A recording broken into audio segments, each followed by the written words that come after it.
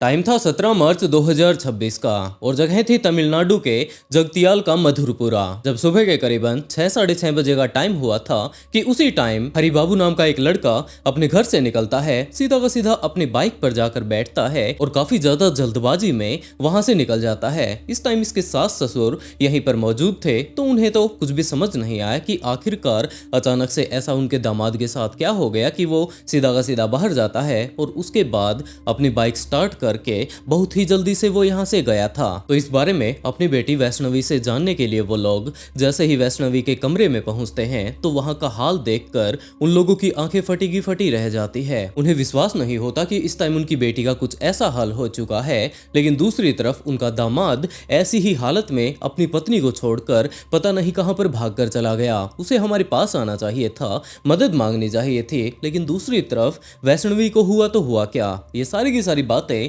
इस टाइम वो उसके माता पिता सोच ही रहे थे। इस टाइम तक उन्होंने रोना और चिल्लाना भी शुरू कर दिया ताकि ज्यादा से ज्यादा इनके पड़ोसी यहाँ पर जल्द से जल्द आ पहुंचे। इनके पड़ोसी यहाँ पर पहुंच भी जाते हैं और बहुत जल्द वैष्णवी को हॉस्पिटल पहुंचा दिया जाता है। डॉक्टर्स ने जब वैष्णवी को चेक करना शुरू किया तब उनका ये कहना था कि यहाँ पर आने से पहले ही वैष्णवी अपनी जान गंवा चुकी है। वैष्णवी के माता पिता को इस बारे में जरूर पता चल चुका था कि इस पूरे के पूरे कांड के पीछे हरिबाबू का ही हाथ है, क्योंकि इसकी इनकी बेटी के साथ पिछले काफी दिनों से लगातार लड़ाई चलती आ रही थी। ये बंदा काफी बार उसके साथ लड़ाई किया करता था। लास्ट नाइट भी इन लोगों के बीच लड़ाई हो रही थी। रात को ये लोग लड़ाई करते करते ऊपर चले जाते हैं। वैष्णवी के माता पिता को तब तक कोई अंदाजा नहीं था कि आखिरकार इनके बेटी के और दामाद के बीच आखिरकार क्यों लड़ाई हुई है। और इसी बारे में जानने के लिए जब वो लोग छत पर पहुंचते हैं तब तक वो दोनों अपनी लड़ाई को शांत कर चुके थे। और वैष्णवी के माता पिता को तो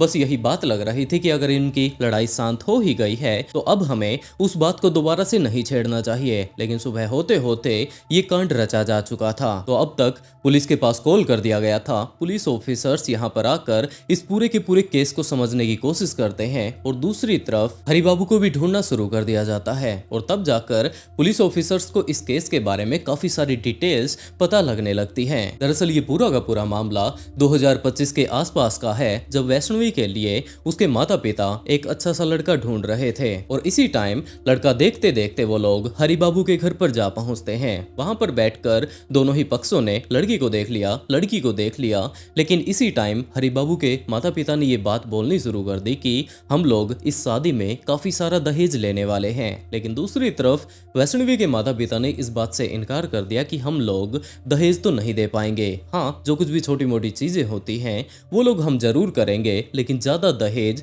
जितना कि इस टाइम हरिबाबू के माता पिता डिमांड कर रहे थे इतना तो वैष्णवी के माता पिता नहीं दे सकते थे। और यही कारण था कि ये रिश्ता एक बार तो यहीं पर रुक जाता है। लेकिन दूसरी तरफ हरिबाबू जब से वैष्णवी से मिला था वो उसे काफी ज्यादा पसंद करने लगा था। वो लगातार इस टाइम इंस्टाग्राम पर या फिर और सोशल मीडिया हैंडल पर उससे बातें किया करता था और वो इसके इतना ज्यादा नजदीक आ चुका था कि वो उसके बिना अब अपनी जिंदगी अधूरी सी देख रहा था। और यही कारण था कि उसने अपने माता पिता को ये बात साफ साफ बोल दी कि वो सिर्फ और सिर्फ वैष्णवी से ही शादी करने वाला है। लेकिन दूसरी तरफ उसके माता पिता ने तो अपने बेटे को ही समझाना शुरू कर दिया कि बेटा आखिरकार इस लड़की में तुमने ऐसा क्या देख लिया। इसके माता पिता हमें इतना दहेज तक नहीं दे रहे, ना तो सामान दे रहे हैं ना कैश दे रहे हैं, कम से कम इन्हें सोना तो हमें देना ही चाहिए। इसी तरीके से अगले काफी देर तक वो अपने बेटे को समझाते हैं। लेकिन इस टाइम हरिबाबू इन सारी ही चीजों से साफ इनकार कर देता है। उसका ये कहना था कि वो उस लड़की से काफी ज्यादा प्यार करता है, वो उसे पसंद करने लगा है। भले ही उसे दहेज ना मिल रहा हो, वो जैसे तैसे कर अपनी जिंदगी में पैसा कमा लेगा और उसके बाद जो कुछ भी उसे चाहिएगा वो सारी की सारी चीजें अपने आप ही ले आएगा। लेकिन हरिबाबू के माता पिता ने इस बात से मना कर दिया। बाद में काफी सारी रिपोर्ट्स में ये बात भी सामने आती है कि हरिबाबू उस लड़की से इतना ज्यादा प्यार करने लगा था कि उसने अपने माता पिता से साफ इनकार कर दिया था कि अगर वो उससे उसकी शादी नहीं करवाएंगे तो वो जहर खा लेगा। और उसने एक बार जहर खा भी लिया था। और यही कारण था कि उसके माता पिता अब उसके ऊपर ज्यादा दबाव भी नहीं बना रहे थे। वो सिर्फ और सिर्फ उसे मेंटली तौर पर समझा रहे थे, उसके ऊपर प्रेशर बनाने की कोशिश कर रहे थे कि हमने तुझे पाल पोस कर इतना बड़ा कर दिया, लेकिन आज के टाइम में तू हमसे ही जबान लड़ा रहा है। लेकिन हरिबाबू को तो सिर्फ और सिर्फ वैष्णवी ही दिखाई दे रही थी, जिसके चलते वो सीधा का सीधा वैष्णवी के घर पर जा पहुंचा और उसने वैष्णवी के माता पिता से बातें करके ये बात कही कि कि वो उनकी बेटी से इतना ज़्यादा प्यार करता है कि अगर इसके माता पिता शादी के बाद इसे अपनाते नहीं है तो वो इनके साथ घर जमाई बनकर भी रहने के लिए तैयार है। और दूसरी तरफ वैष्णवी के माता पिता को तो और क्या चाहिए था, उन्हें तो बस इतना चाहिए था कि उनकी बेटी को कोई ना कोई सच्चा प्यार करने वाला मिल जाए जो कि इनकी दौलत के ऊपर नहीं, जो कि इनकी बेटी की कद्र करे। और बिल्कुल ऐसा ही लड़का इस टाइम उन्हें मिल भी चुका था। तो पहले तो उन्होंने हरी बाबू को समझाने की कोशिश की कि बेटा तुम्हें वो ही करना चाहिए जो कि तुम्हारे माता पिता कर रहे हैं, लेकिन जैसा कि इसका इतिहास इस टाइम वैष्णवी के माता पिता जान चुके थे कि ये बंदा पहले भी इसके चक्कर में जहर खा चुका है, तो वो लोग इसके ऊपर ज्यादा प्रेशर नहीं बनाते और यही बात कहते हैं कि अगर तू इससे शादी करना चाहता है तो हम तो तेरी शादी इससे करवा देंगे। और 29 मई 2025 को इन दोनों की शादी करवा भी दी जाती है। इनकी शादी में उस टाइम ज्यादा लोग नहीं आए थे, इन्होंने एक मंदिर में जाकर काफी अच्छे से अपनी शादी को पूरा कर लिया था। हरी बाबू के माता पिता को जब इस बारे में पता चलता है कि इनके बेटे ने इनसे बिना ही पूछे, इनकी तो उसने अहमियत तक नहीं समझी, उन्होंने इस बात से साफ इनकार कर दिया कि जिस लड़की से तूने शादी की है अब तू उसी के साथ जाकर रहे, यहाँ पर आने की तेरे लिए कोई भी जरूरत नहीं। और दूसरी तरफ हरी बाबू बिल्कुल वैसा ही करता है, वो जाकर वैष्णवी के परिवार के साथ रहने लगता है। वैष्णवी के पिता उसे बिल्कुल अपने बेटे की तरह रखा करते थे, लेकिन जब हरी बाबू के माता पिता को ये बात पता चलती है कि इस टाइम तो वो लड़का पूरे तरीके से वहां पर सेटल हो चुका है, उसे इनकी जरूरत ही नहीं, तो दोबारा से वो उसके पास फोन करना शुरू कर देते हैं और उसके बाद लगातार उसके ऊपर प्रेशर बनाया करते थे। और आज के टाइम में तो यहाँ के जो हालात बन चुके हैं, यहाँ पर पुलिस ऑफिसर्स देख ही सकते हैं और पुलिस को मामला समझ आ चुका था कि हरी बाबू के माता पिता ने इस बात से साफ इनकार कर दिया था कि उसे इस लड़की से शादी नहीं करनी है, लेकिन वो इससे काफी ज्यादा प्यार किया करता था और यही कारण था कि वो इसके साथ शादी करके इसी के घर पर रहना शुरू कर देता है। तो अभी भी पुलिस लगातार इसी बात की कंफ्यूजन में थे कि वो इस परिवार का इस टाइम सदस्य बन चुका था, तो आखिरकार उसने इसकी जान क्यों ली, और इस बारे में अच्छे से तो वही बता सकता है, जिसके चलते हरी बाबू को अब ढूंढना शुरू कर दिया गया। पुलिस जब हरी बाबू को ढूंढ रही थी, क्योंकि इस टाइम उसने क्राइम किया था, एक लड़की को काफी ज्यादा बेरहमी से मार दिया गया था। अब तो वैष्णवी की पोस्टमार्टम रिपोर्ट भी आ चुकी थी, जिससे कि ये बात क्लियर हो चुकी थी कि इस टाइम वैष्णवी प्रेग्नेंट थी, उसके पेट में 4 महीने का बच्चा पल रहा था और उसने सिर्फ और सिर्फ एक जान नहीं जबकि 2 लोगों की जान ली है। तो अब पुलिस लगातार हरी बाबू को ढूंढ रही थी और इसी टाइम पुलिस को ये बात पता चलती है कि हरी बाबू कोटला में एक सरकारी बिल्डिंग में छिपा हुआ है, जो बिल्डिंग इस टाइम पूरे तरीके से जर्जर हो चुकी है, वहां पर कोई आता जाता नहीं, इस टाइम वो वहीं पर छुपा हुआ है। तो पुलिस ऑफिसर्स पूरी तैयारी के साथ वहां पर जाकर उसे गिरफ्तार कर लेते हैं और जैसे ही हरी बाबू पुलिस के गिरफ्त में आता है तो उसे लाकर इस टाइम पूछताछ करनी शुरू करते हैं कि हाँ भाई, आखिरी टाइम में ये बात कही जाती है कि तूने उस लड़की के लिए जहर तक पी लिया था, तो अब तूने उसकी जान क्यों ले ली। और आगे का खुलासा पूरे तरीके से हरी बाबू पुलिस ऑफिसर्स के सामने कर देता है। उसका ये कहना था कि जनाब, भले ही मैंने अपना घर छोड़ दिया हो, लेकिन दूसरी तरफ इसके माता पिता अभी भी मेंटली तौर पर इसके ऊपर प्रेशर बनाए हुए थे कि वो इस लड़की को छोड़ दे। इस टाइम हरी बाबू के ऊपर लगभग 5 लाख रुपए का कर्ज था और इसके घर वाले लगातार इसके ऊपर प्रेशर बनाया करते थे कि तूने गलत लड़की से शादी कर ली है, अगर हम लोग जहां पर तुझे बोल रहे थे वहां पर तू शादी करता, जितना भी तेरे पास तेरे ऊपर इस टाइम सिर पर कर्जा है, ये सारा का सारा तेरा कर्जा उतर जाता और तूने इसके साथ शादी करके काफी बड़ी गलती कर ली है। हरी बाबू इस टाइम वैष्णवी से काफी ज्यादा प्यार किया करता था, जिसके चलते धीरे धीरे कर जब इसके परिवार के लोग इसके ऊपर प्रेशर बना रहे थे, शांत सुबह इसके पास फोन किया करते थे, तो एक टाइम ऐसा भी आया जब उसे ये बात लगने लगती है कि इसके माता पिता बिल्कुल सही बोल रहे हैं, इसके ऊपर कितना बड़ा कर्जा है, लगातार कर्जा मांगने वाले लोग इसके पास फोन करते रहते हैं। जब भी ये मार्केट में जाता है वहां पर इसे झप लेते हैं, तो अगर ये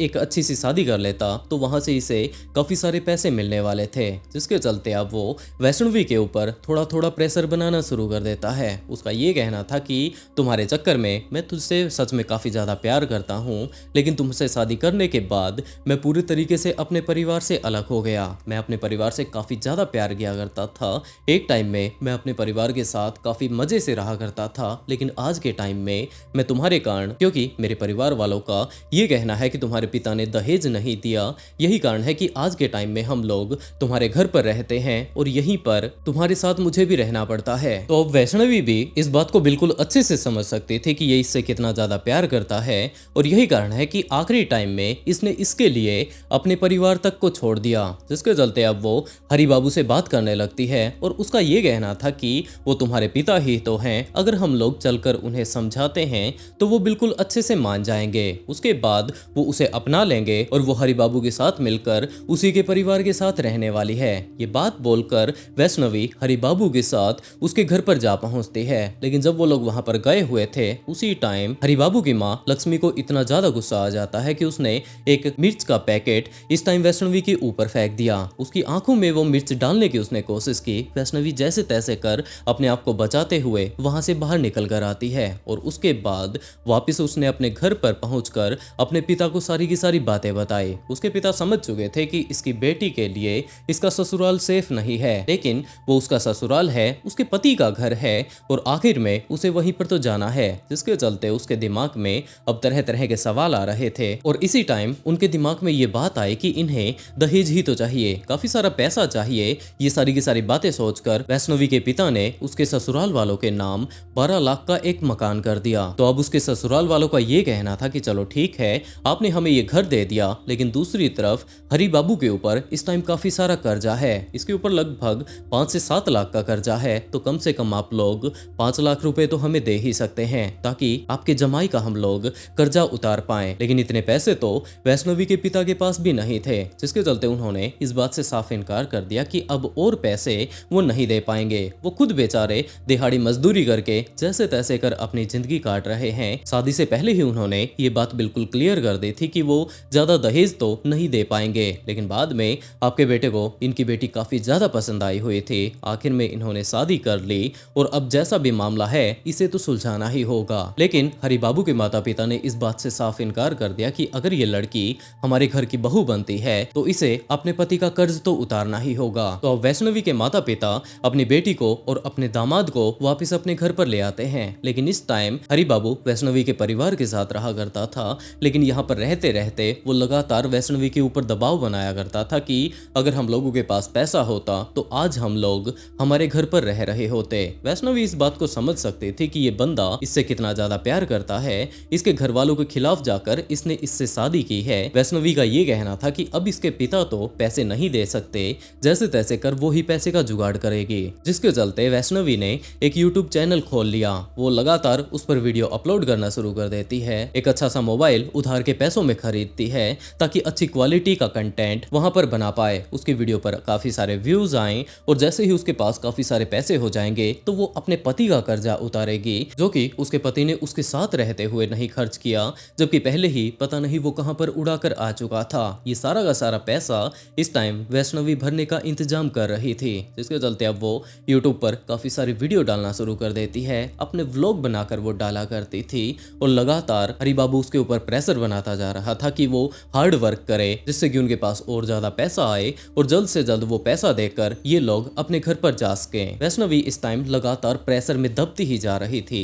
वो बेचारी अपने पिता को भी बताती तो क्या बताती, जिसके चलते अब उसकी लगातार तबीयत बिगड़ती जा रही थी और आखिरी टाइम में जो उसने अपने व्लॉग अपलोड किए थे उससे ये बात पता चलती है कि इस टाइम वो प्रेग्नेंट थी, लेकिन दूसरी तरफ अभी भी अपने कंटेंट पर काम करने के लिए, वीडियोस बनाने के लिए लगातार वो मेहनत कर रही थी और यही कारण था कि इस टाइम उसकी तबीयत भी खराब थी। लेकिन हरी बाबू के माता पिता तो लगातार उसके ऊपर भी प्रेशर बना रहे थे कि तूने इस लड़की के साथ शादी करके बिल्कुल भी अच्छा नहीं किया, और यही कारण था कि आखिरी टाइम में उस रात इन दोनों के बीच इसी बात को लेकर लड़ाई हो जाती है। उस टाइम वैष्णवी के माता पिता को कोई अंदाजा नहीं था कि आखिरकार ये लोग लड़ाई क्यों कर रहे हैं, और इसी टाइम लड़ाई करते करते वो लोग छत पर चले जाते हैं। उसके माता पिता भी उनके पीछे पीछे चले जाते हैं, लेकिन वहां पर जाने तक उनकी लड़ाई शांत हो चुकी थी और घर वालों का यही कहना था कि चलो ठीक है, अब ये दोनों के दोनों चुप हो चुके हैं, तो अगर हम लोग दोबारा से जाकर इनसे पूछताछ करेंगे कि ये लड़ाई क्यों कर रहे थे तो मामला तो वही पुराना होगा, जिसके चलते ये लड़ाई दोबारा से उखड़ जाएगी। तो उसके दोनों ही माता पिता वापस आराम से नीचे आ जाते हैं। लेकिन उसी रात हरी बाबू के माता पिता का जब उसके पास कॉल आता है तो वो लोग यही बात कहते हैं कि बेटा अभी भी हम लोग तुझे सुधरने का मौका देते हैं, तो ऐसा कर इस लड़की को बीच रास्ते से हटा दे और उसके बाद तेरी हम लोग एक अच्छे से परिवार में रिश्ता करवा देंगे, वहां से हमें काफी सारा पैसा मिलने वाला है, काफी सारा सामान मिलेगा, वो लोग बहुत सारा कैश भी देने की बोल रहे हैं, तो वहां पर हम तेरा रिश्ता करवा देंगे। और इन्हीं सारी बातों में आकर उसके दिमाग दिमाग में पूरी की पूरी रात यही बात चलती है कि जिससे वो इतना ज्यादा प्यार करता है क्या वो उसे सिर्फ और सिर्फ पैसों के लिए मार डालेगा। लेकिन दूसरी तरफ इसके ऊपर काफी सारा कर्ज है, इसके माता पिता लगातार इसके ऊपर प्रेशर बनाते जा रहे हैं, वो लोग इसे जीने तो नहीं देंगे। जिसके चलते जैसे ही अगली सुबह लगभग 5:30-6 बजे का टाइम होता है तो उसने साइड में सो रही वैष्णवी के गले को दबाना शुरू कर दिया और उसके बाद जो उसने एक चाकू था उससे लगातार वो उसके पेट में, मुंह पर, पूरे के पूरे शरीर पर वार करने शुरू कर देता है। और जैसा कि अब इसने काफी सारे वार वैष्णवी के ऊपर किए थे तो इसका काफी सारा खून उसकी टी शर्ट पर जाकर लग जाता है। जिसके चलते उसने अपने सारे के सारे कपड़े बदले, उस चाकू को उठाया और उसके बाद काफी ज्यादा तेजी से घर से बाहर वो जाने लगता है और उसके बाद बाइक पर बैठकर वो वहां से रफू चक्कर हो जाता है। लेकिन दूसरी तरफ वैष्णवी के माता पिता तो इस बात को लेकर काफी ज्यादा कंफ्यूज थे कि आखिरकार इनके दामाद पर ऐसी क्या नौबत आन पड़ी कि वो इतना जल्दबाजी में इस टाइम घर से बाहर गए हैं। और रात को इन दोनों पति पत्नियों के बीच लड़ाई हुई थी तो चलकर उनकी बेटी को ही संभाला जाए। लेकिन जैसे ही वो लोग अपनी बेटी के पास पहुंचे तो वो तो इस टाइम पूरे तरीके से अपनी जान गंवा चुकी थी और सिर्फ उसने अपनी जान नहीं गंवाई थी, जबकि इस टाइम काफी सारा ब्लड नीचे जमीन पर भी पड़ा हुआ था। आनन फानन में उसे हॉस्पिटल पहुंचाया जाता है लेकिन वहां पर ले जाने का कोई भी फायदा नहीं रहता। ये सारा का सारा मामला जैसे ही बाहर आता है तो इस टाइम हरि बाबू के साथ साथ उसके माता पिता को, उसके भाई को भी गिरफ्तार कर लिया जाता है क्योंकि लगातार यही वो बंदे थे जो इसके ऊपर प्रेशर बना रहे थे। और इस केस को अगर डिटेल से देखा जाए तो हरि बाबू के माता पिता ने तो शुरुआती टाइम से ही अपने तेवर दिखाने शुरू कर दिए थे कि उनकी काफी सारी मांग थी और दूसरी तरफ वैष्णवी के माता पिता पहले ही इस बात से साफ इनकार कर चुके थे कि हमारा इतना बजट नहीं है, जिसके चलते वो इस रिश्ते को मना भी कर देते हैं। लेकिन दूसरी तरफ हरि बाबू तो इस टाइम वैष्णवी से काफी ज्यादा प्यार करने लगा था और यही कारण था कि आखिरी टाइम में इनकी शादी करवा दी जाती है। अगर वैष्णवी के पिता को थोड़ा सा भी अंदाजा होता कि ये लोग दहेज के इतने भूखे हैं कि बाद में चलकर इन्हें अपने बेटे की कोई परवाह नहीं रहेगी, ये लोग किसी की जान लेने तक से पीछा नहीं हटेंगे,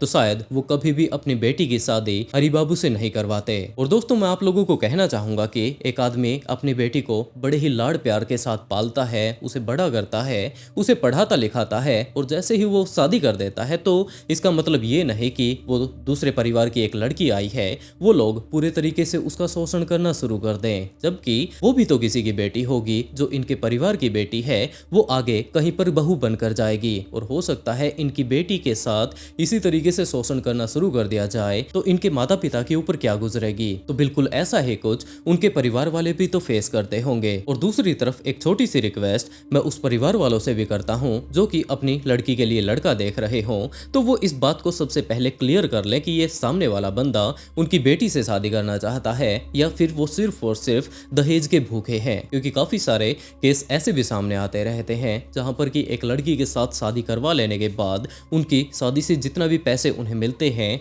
आखिर में वो लोग अपनी बहू को मार डालते हैं, अपनी बेटे की दोबारा से शादी करवाते हैं क्योंकि उनके बेटे की जब दोबारा से शादी होगी तो उसे दोबारा से काफी सारा दहेज मिलेगा। काफी सारे लोगों ने इस सारी की सारी चीजों को बिल्कुल एक बिजनेस बना दिया है। तो आप लोग अपना ध्यान रखिए और इसके साथ साथ अपनों का ख्याल जरूर रखें। दोस्तों आज के लिए बस इतना ही। इस तरीके की स्टोरी सुना लेने के बाद मैं आप लोगों को लाइक करने के लिए या कमेंट करने के लिए तो नहीं कहूंगा, लेकिन जिस तरीके की घटना आज के टाइम में हमारे समाज में घट रही है, इन घटनाओं के बारे में ज्यादा से ज्यादा लोगों को पता चले, ज्यादा से ज्यादा लोग जागरूक हो पाएं, तो आप लोग इस वीडियो को शेयर जरूर कर दें।